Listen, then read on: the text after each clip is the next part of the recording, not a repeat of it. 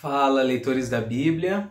Hoje a gente vai ler o Evangelho de Marcos, capítulo 13, que começa dizendo assim: Ao sair Jesus do templo, disse-lhe um de seus discípulos: Mestre, que pedras, que construções! Mas Jesus lhe disse: Vês estas grandes construções?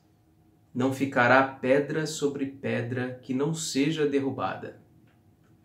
No Monte das Oliveiras, defronte do templo, achava-se Jesus assentado, quando Pedro, Tiago, João e André lhe perguntaram em particular: Dize-nos quando sucederão estas coisas, e que sinal haverá quando todas elas estiverem para cumprir-se? Então Jesus passou a dizer-lhes: Vede que ninguém vos engane. Muitos virão em meu nome, dizendo: Sou eu, e enganarão a muitos.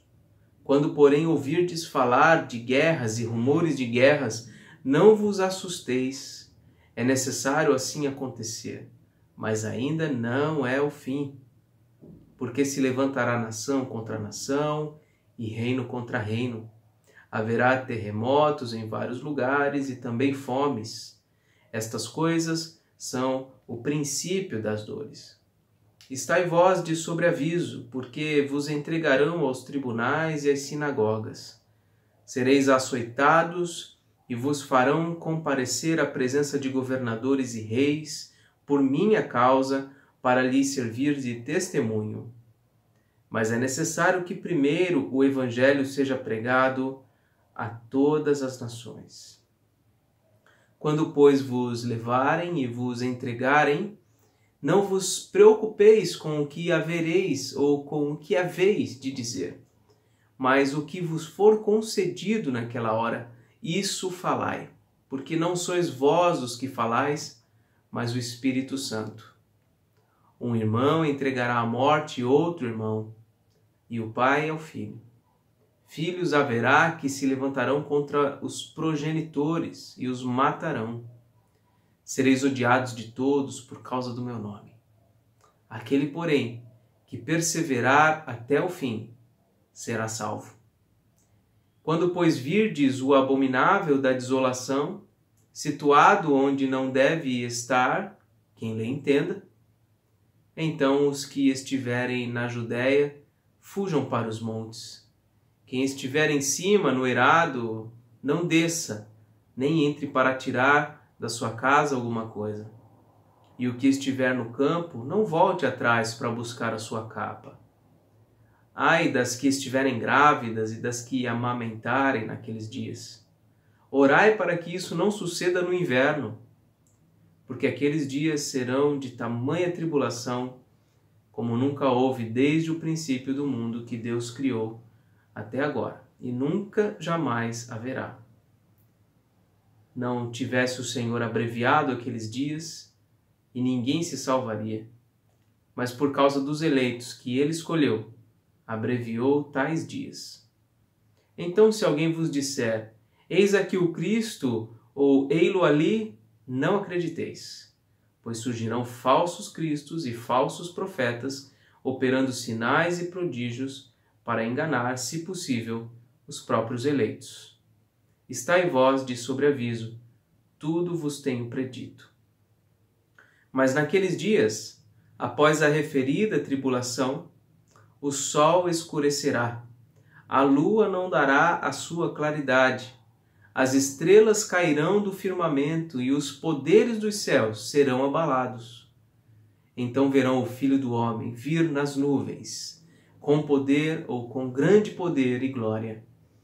E ele enviará os anjos e reunirá os seus escolhidos dos quatro ventos, da extremidade da terra até a extremidade do céu. Aprendei, pois, a parábola da figueira. Quando já os seus ramos se renovam e as folhas brotam, sabeis que está próximo o verão.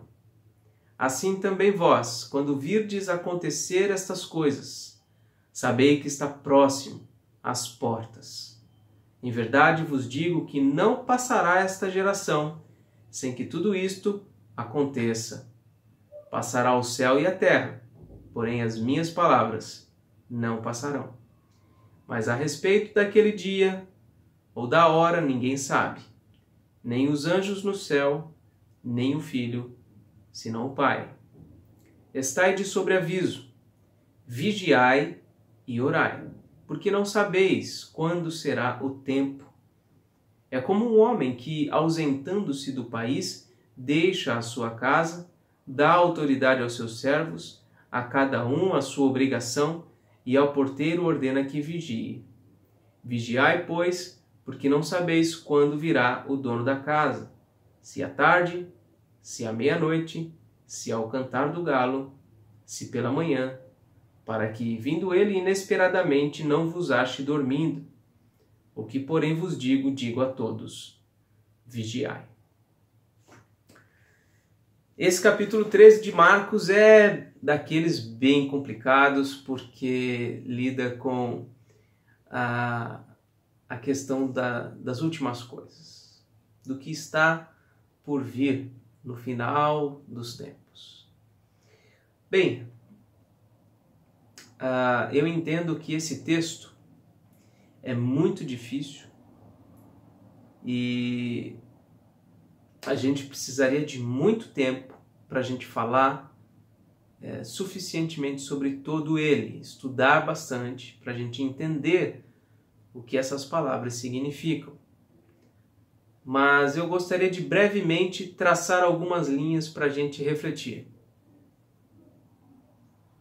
Eu creio que Jesus, ele não se refere apenas a coisas futuras em relação a nós, ou seja, a coisas que ainda estão por vir lá no último dia do último dia do último dia da terra. Eu creio que Jesus, talvez boa parte ou a maior parte desse texto se refere a acontecimentos do primeiro século, quando ali houve a questão do templo ser destruído por volta do ano 70 da era cristã, depois da morte e da ressurreição de Jesus. Eu creio que muito do que Jesus está dizendo se cumpre naquele momento, mas também diz respeito a todo esse período da sua vinda, da sua primeira vinda até a última vinda. Por exemplo, se a gente for observar essas questões aqui, do versículo 7. Se ouvirdes falar em guerra, rumores de guerra, se levantará nação contra nação e reino contra reino.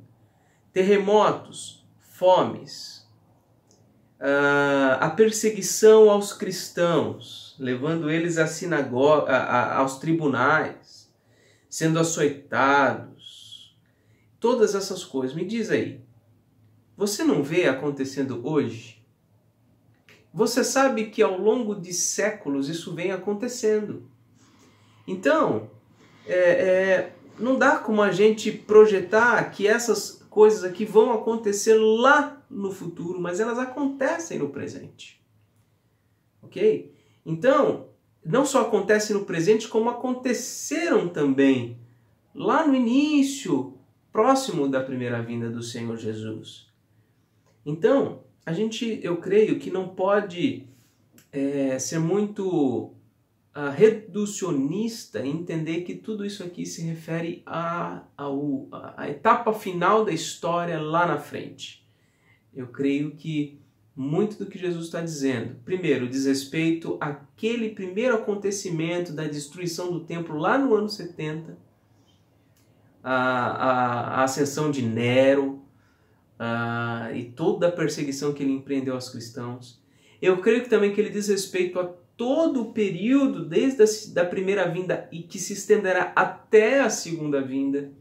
E eu também creio que ele se refere em alguns momentos mais específicos ainda ao que realmente está lá na frente, lá por vir. Por exemplo, quando nós vemos no versículo 24, Após a referida tribulação, o sol escurecerá, a lua não dará sua claridade, as estrelas cairão do firmamento, os poderes do céu serão abalados. Literalmente, isso aqui nunca aconteceu. Nunca aconteceu. Verão o Filho do Homem vir nas nuvens com grande poder e glória. Isso aqui também ainda não aconteceu. E ele enviará os anjos e reunirá os seus escolhidos dos quatro ventos, da extremidade da terra até a extremidade do céu. Isso aqui também não. Então, são profecias, eu creio, de fato, lá para o último dia mesmo, lá para o finalzinho. Entende? Agora, como nós vemos essa complexidade de assuntos, coisas referentes ao primeiro século, coisas referentes a todos os séculos, desde a primeira vinda do Senhor até o último dia, e coisas mais especificamente apontando para os últimos dos últimos dias mesmo, eu creio que como é que a gente interpreta, como é que a gente entende todas essas coisas, ou como é que a gente vive em relação a tudo isso? Aí entra o que está aí do versículo 28 ao versículo 37. Como a gente não sabe, como Deus não quis revelar exatamente a interpretação literal de todas essas coisas, ele deixou realmente as coisas em suspenso, como ele não deu essas revelações com tanta clareza, o que a gente tem que fazer? Do versículo 28 ao 37 a gente vê, nós temos que vigiar. Nós temos que viver nessa expectativa, em oração, sempre prontos para aquilo que o Senhor tem a fazer neste mundo. Porque a gente não sabe nem o dia e nem a hora em que o Senhor Jesus voltará. E aí, eu deixo então essa reflexão para mim e para a sua vida. De que maneira nós estamos vivendo, tendo em vista que a qualquer momento o Senhor Jesus pode voltar. Tendo em vista que todos os sinais da sua vinda acontecem diariamente.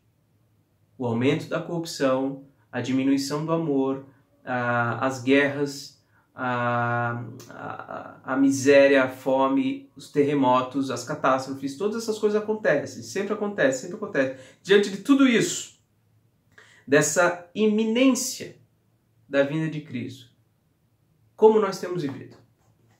Nós temos amado este mundo mais do que qualquer outra coisa? Ou nós temos amado a Cristo Jesus mais do que qualquer outra coisa? Nós temos de fato guardado o nosso coração, guardado a nossa mente, guardado a nossa vida para a honra e glória e louvor do nosso Senhor, ou nós temos flertado, temos nos vendido para este mundo? Como disse o apóstolo, não ameis o mundo nem as coisas que há no mundo. Por quê? Porque tudo isso vai passar. Tudo isso vai passar. E nós prestaremos conta diante do justo Deus. Que naquele dia não haja condenação para nenhum de nós. Que naquele dia o fato de estarmos unidos a Cristo seja a nossa libertação definitiva do pecado. Bom, essa foi a nossa leitura de hoje e amanhã a gente continua, se Deus quiser. Um grande abraço para você e até amanhã. Tchau, tchau.